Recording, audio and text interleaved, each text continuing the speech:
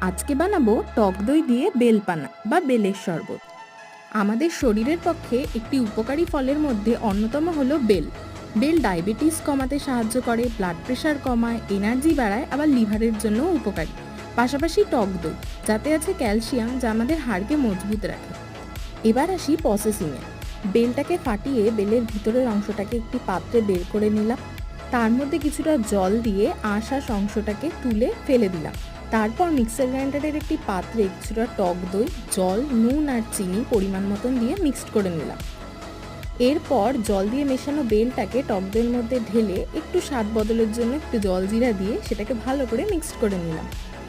এবার এটা optional, dry fruits যদি তোমাদের বাড়িতে থাকে দিতে পারো, যেটা দিলে একটু স্বাদটা বাড়ে। দিয়ে গ্লাসে মিক্সারটা ঢেলে উপর দিয়ে একটু বেল আর ড্রাই ফ্রুটস দিয়ে পরিবেশন করুন দই দিয়ে বেলপানা। রেসিপিটা কেমন লাগলো